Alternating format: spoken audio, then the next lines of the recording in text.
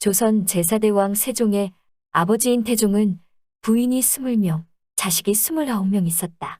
그중 본부인인 원경왕후 민씨와의 사이에서 태어난 아들들, 즉 왕위를 물려받을 수 있는 자식은 양녕대군, 효령대군, 충녕대군, 성녕대군 등 4명이었다. 이들 중 장자가 양녕대군이었기에 당연히 그가 왕위를 물려받아야 했다. 따라서 태종은 그를 11세의 세자로 책봉하여 세자 교육을 시키기 시작하였다. 하지만 양녕대군의 관심은 오로지 주색 잡기에 있었다. 그뿐 아니라 미래의 권력이었던 그의 주변에는 몰려드는 아부꾼들로 차고 넘쳤다. 이에 태종은 그를 나무랐지만 그는 오히려 태종에게 그를 올려 공개적으로 대들기도 하였다. 결국 개선의 희망이 보이지 않는 양녕대군은 폐쇄자 되었다. 또 양녕대군이 폐쇄자 되기 4개월 전에 14살이었던 성녕대군이 홍역으로 세상을 떠났다. 따라서 세자가 될 수 있는 인물은 효령대군과 충녕대군으로 압축되었다. 이 경우 조선의 통치 이념인 유교 윤리대로라면 둘째 아들인 효령대군에게 우선권이 주어지는 것이 자연스럽다. 하지만 결정권자인 태종의 생각은 달랐다. 그는 세종을 택했다. 태종은 효령대군이 강단이 없을 뿐만 아니라 이를 처리함에 있어서도 치밀하지 못하다고 판단했다.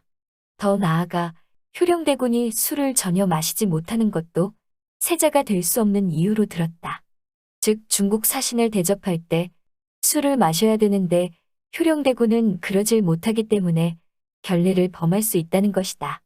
하지만 이런 주장들은 표면적인 이유이고 속내는 효령대군의 불교 사랑을 세자 결격 사유로 삼았다. 효령대군은 불교적 삶을 산 인물이다. 그가 불교를 위해 한 일들을 대충 살펴보면 지금의 경기도 과천시에 있는 관악산 연주함을 다시 짓고 불상이나 석탑, 종 등을 만들었다. 부모운 중장 수태 골경, 과부 같은 경문을 베껴서 충남 천안 광덕사에 시조하였다. 또 법화경 등의 경전을 한글로 풀어 쓰거나 원각경 등의 경전을 교정하기도 하였다. 더 나아가 전남 강진의 만덕사의 전답십교를 시조하기도 하였다. 이런 효령대군의 태도는 사대부들로부터 많은 비판을 받았다. 그가 경기도 양주의 회암사에 머물 때 양녕대군은 자신이 사냥한 새와 짐승을 그곳으로 가져와 구워 먹었다. 이를 본 그는 양녕대군에게 지금 불공을 하는데 이렇게 하면 안 되지 않소? 라고 격한 반응을 보이기도 하였다. 이렇게 뼛속까지 불교에 심취한 효령대군의 모습이 태종에게 포착되지 않았을 리 없었다.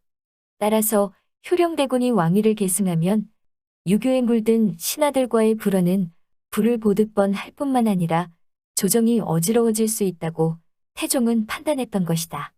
태종이 세종을 세자로 책봉하려는 의사를 내비친 시기는 양녕대군을 폐세자시키기 2년 전이었다. 양녕대군이 세자의 자리에서 쫓겨나기 2년 전 어느 날 그는 태종에게 충녕은 용맹하지 못합니다. 라고 했다. 이 말을 들은 태종은 비록 용맹하지 못한 듯하나 큰일에 임하여 대의를 결단하는 데에는 당세에 더불어 견줄 사람이 없다. 라고 맞받아쳤다. 이 말은 태종이 어느 정도 세종에 대하여 파악하고 있었음과 동시에 양녕대군을 대체할 인물로 그를 마음에 두고 있었음을 나타낸 것이다. 이래서 양녕대군이 그를 올려 태종에게 공개적으로 대든지 3일 만에 양녕대군을 세자의 자리에서 물러나게 할 수 있었던 것이다. 아울러 세종을 세자로 책봉하였다. 결국 양녕대군이 태종에게 공개적으로 대든 것은 세종을 세자로 책봉한 것에 대하여 신하들도 수용할 수밖에 없는 근거를 제공한 셈이다. 즉 어진 사람을 세자로 세워야 한다는 태현의 논리를 신하들이 거부할 수 없었던 것이다. 세종의 등극은 온선기칠이 작용한 것이라고 할 수 있다. 사람이 살아가면서 일어나는 모든 일의 성패는 운에 달려있는 것이지 노력에 달려있는 것이 아니라는 운칠기삼이라는 말이 있다. 앞에서 언급한 여러 가지 사정을 고려해보면 세종의 즉위도 운 때문인 것으로 비춰질 수 있다. 하지만 한 발짝 더 접근해보면 운보다는 노력이 더 크게 작용했음을 알 수 있다.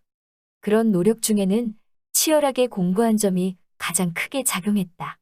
태종이 양녕대군을 폐쇄자시킬 수 있음을 드러낸 후에는 너는 학문이 어째서 이만 못하냐? 라며 그를 대놓고 면박 주었다. 이런 태종의 모습은 학문 수준으로 자식들의 능력을 평가하고 있음을 알 수 있다. 태종이 이런 모습을 가질 수 있었던 이유는 그가 태조 이성계 집안의 유일한 과거시험 합격자로서 학문의 가치를 어느 정도 알기 때문이었다. 따라서 세종이 늘 열심히 공부하는 모습은 태종의 마음을 사로잡을 수 있는 요인으로 작용하였다. 이런 세종의 모습이 70% 정도로 작용하고 운이 30% 정도로 작용하여 즉위한 것으로 볼 수 있다.